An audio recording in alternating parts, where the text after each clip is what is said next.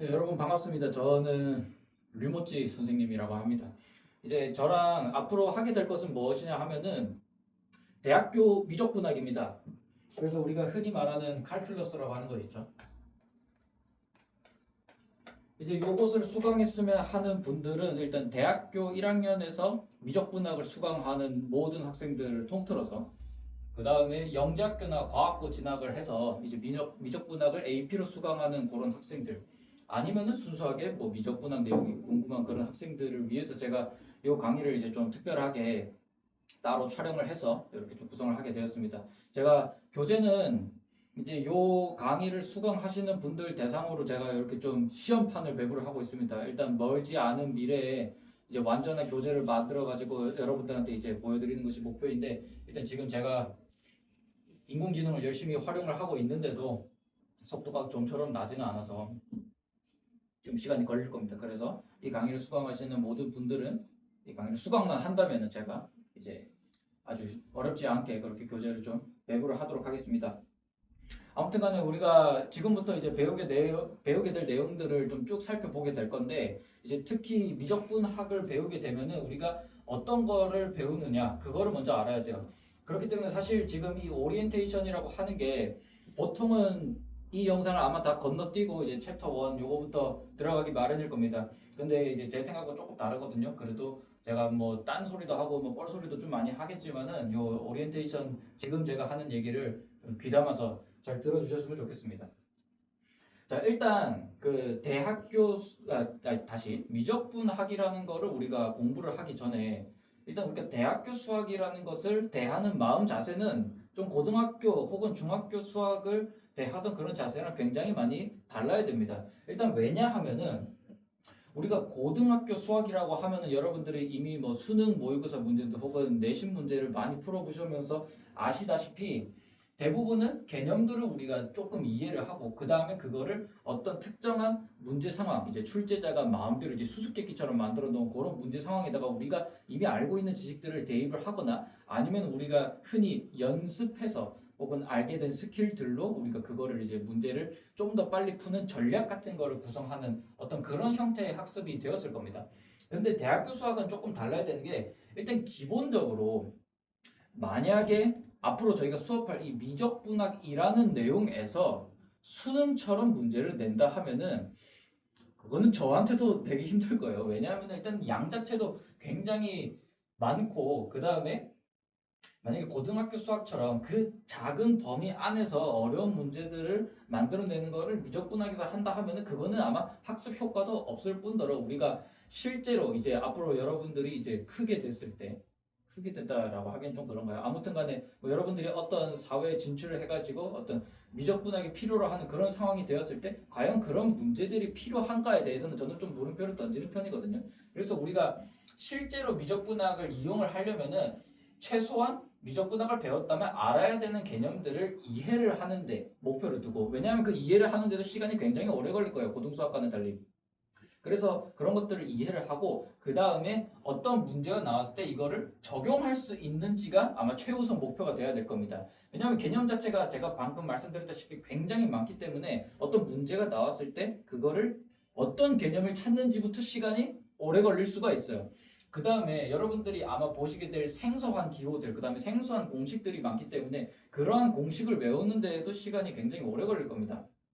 그래서 여러분들이 이제 지금부터는 그냥 문제를 물론 많이 푸는 것도 중요하겠지만은 우리가 개념을 배우면서 이러한 개념이 왜 등장했고 우리가 이거를 왜 배워야 되는지 알고 난 뒤에 다른 개념으로 접근을 하시는 게 아마 대학 수학을 공부하면서 조금 더 여러분들한테 도움이 되지 않을까 그런 생각을 합니다.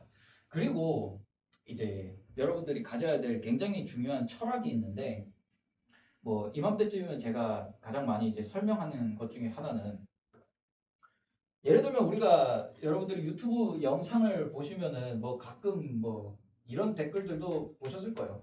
뭐 수학과를 가면은 뭐 1 더하기 1은 2라는 거를 증명을 한다.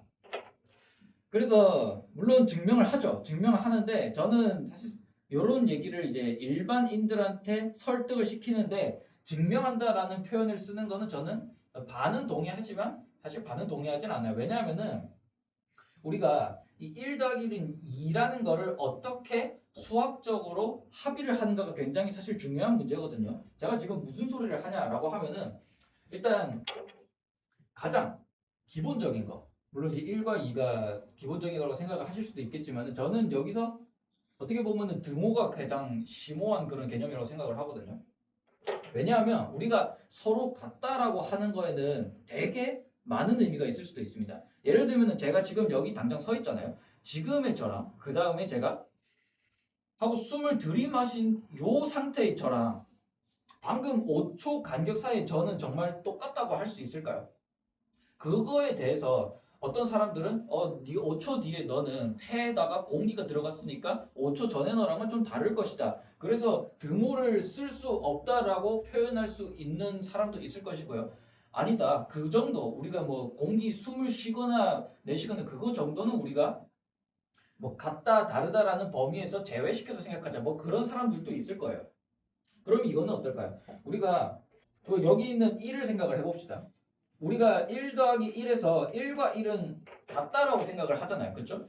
물론 우리가 이제 문자상으로 보면은 1과 1은 같음이 다름없어요. 근데 보통 우리가 1 더하기 1은 2라는 거를 많은 사람들한테 설명을 할 때는 뭐 예를 들어서 사과 하나랑 사과 하나가 있다. 그러면은 사과 하나 총 합쳐서 두 개니까 1 더하기 1은 2다. 뭐 이렇게 얘기를 할 겁니다. 그런데 1과 1은 같아야 되잖아요. 그럼 제가 방금 말씀드렸다시피 그럼 사과 하나랑 사과 하나 얘는 이제 둘이 다른 사과가 될 거잖아요. 그러면은 얘네 둘이를 우리가 이거를 같다라고 생각을 하고 같은 것으로 취급해서 더할 수가 있느냐 이제 그거에 대해서는 또 우리가 고민을 많이 해야 되는 그런 상황일 겁니다.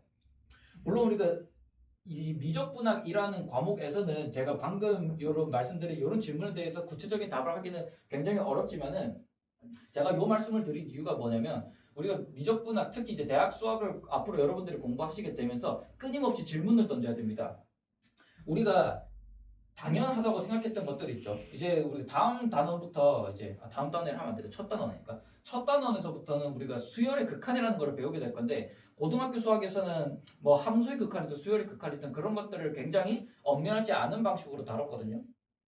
예를 들어서 우리가 뭐 리미트 n이 뭐 무한대로 갈 때 n분의 1. 자, 이런 수열을 생각을 했을 때 그 n분의 1이라는 녀석이 이 분모가 아주 커지면은 이 n분의 1 전체라는 녀석은 어떤 0이라는 값으로 가까워질 것이다. 그래서 우리가 0이라고 주장을 하는데 그런데 본질적으로 왜 그러냐라는 거예요. 우리가 실제로 n을 무한대로 보내는 거는 불가능한 사실이거든요. 아유, 지금 추워가지고 목이 막히네요.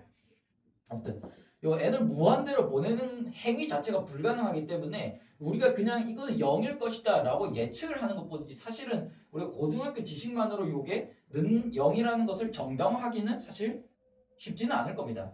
그래서 우리가 미적분학에서는 왜 우리가 n분의 1이라는 녀석을 n을 무한대로 보내는 개념을 수학적으로 생각을 할 수 있느냐, 그러면은 그 무한대로 보내는 개념을 어떻게 하면은 수학적으로 정갈하게 나타낼 수 있느냐, 그리고 많은 사람들이 수학적으로 나타내는 어떤 명제가 무한대로 보내는 거랑 같다라고 동의할 수 있느냐, 이제 그런 문제들이 좀 있겠죠. 그래서 우리가 이제 다음 단원에서는 아마 엡실론 n 논법 뭐 이런 것들을 배우게 될 것인데, 그래서 우리가 당연하다라고 생각을 했던 것들, 뭐 요것도 어떻게 보면 직관적으로 굉장히 당연하지만 그런 당연하다고 생각했던 것들에 끊임없이 왜 이거는 당연해야 했을까?